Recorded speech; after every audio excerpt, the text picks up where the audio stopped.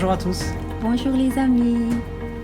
j'espère que vous avez passé un super week-end et que vous avez été bénis, vous avez ressenti la puissance de Dieu dans votre vie, que vous avez expérimenté encore plus Dieu chaque jour.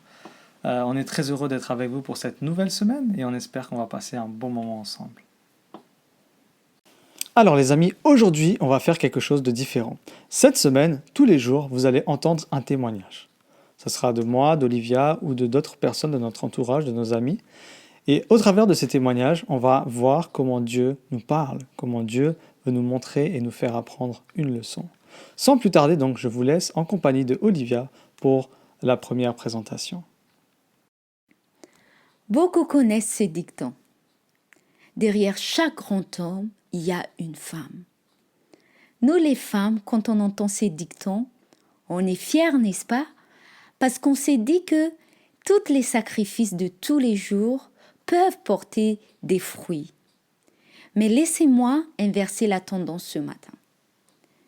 Ce dicton, je vais les changer dans l'autre sens. Derrière l'échec d'un homme se cache une femme.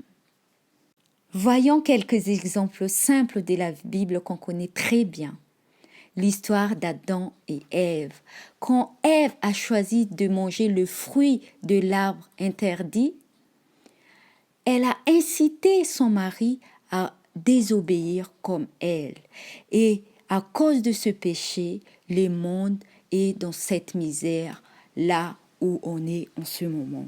Il y a aussi notre histoire de la Bible, l'histoire de Sarah et Abraham. Quand ils ont entendu la promesse de Dieu que Abraham et Sarah aura des descendances sur cette terre, ils n'ont plus cru à cette promesse. Donc, ils voulaient agir eux-mêmes pour pouvoir atteindre la promesse de Dieu. Et Sarah n'a pas aidé Abraham à tenir ses promesses. Mais ils ont fait ce qu'ils voulaient faire pour atteindre ce but selon leur capacité humaine. Soyons clairs par contre. Adam, comme Abraham, n'étaient pas obligés de suivre ce que leurs femmes les ont proposé. Ils auraient pu dire non et avoir confiance en Dieu parce que Dieu est là et il accomplit toujours ses promesses à travers ses enfants. Où est-ce que je veux en venir par rapport à tout ce que je viens de vous raconter? Nous les femmes, on joue un rôle très important face à notre vie de couple et en tant que maman. Et cela est ma crainte de tous les jours. Est-ce que ma présence en tant que femme est une source de bénédiction pour mon mari et son ministère ou le contraire? Est-ce que ma présence est une source de bénédiction ou un échec pour la vie de mes enfants? C'est une question que je me pose tous les jours face aux difficultés, face aux défis que je dois surmonter chaque jour. Justement, il y avait une femme dans la Bible que j'apprécie beaucoup et qui m'a aidé à avoir cette solution aujourd'hui. Anne. Anne avait des problèmes. Elle ne pouvait pas avoir d'enfant. Et la deuxième femme de son mari a pu avoir plusieurs enfants. Et cette femme faisait des misères à la vie de Anne. Alors Anne, face à ces misères, est partie au temple pour chercher Dieu. Et voir cette promesse que Anne a fait à Dieu accomplie m'a incité justement à avancer dans ce sens-là. Face à mes misères, face à mes défis de tous les jours, face à mes pleurs, comme notre leçon du sabbat dernier aussi nous dit, j'utilise l'arme qu'il faut, la Bible et la prière. Parce que quand je me rapproche de Dieu, je sais que c'est lui la solution à toutes choses. Et il sait quels mots il me faut pour m'encourager et pour aller de l'avant à chaque fois. Je vais prendre un exemple simple de la vie. Si j'ai un problème avec mon mari, avec qui je vais aller en premier? En tant que chrétien, on se dit, on fait ce que je viens de faire. Je prends l'arme que Dieu me donne, la parole de Dieu, et je vais aller dans la prière, cette arme puissante qui peut me donner la victoire. Mais dans la vie de tous les jours en tant qu'humain, quand on a des problèmes, qu'est-ce qu'on fait d'habitude? Des fois, on va appeler nos meilleurs amis. On va appeler notre meilleur ami et on va lui raconter tout. Et qu'est-ce qui se passe après? Le problème va s'amplifier et la solution ne va pas être trouvée.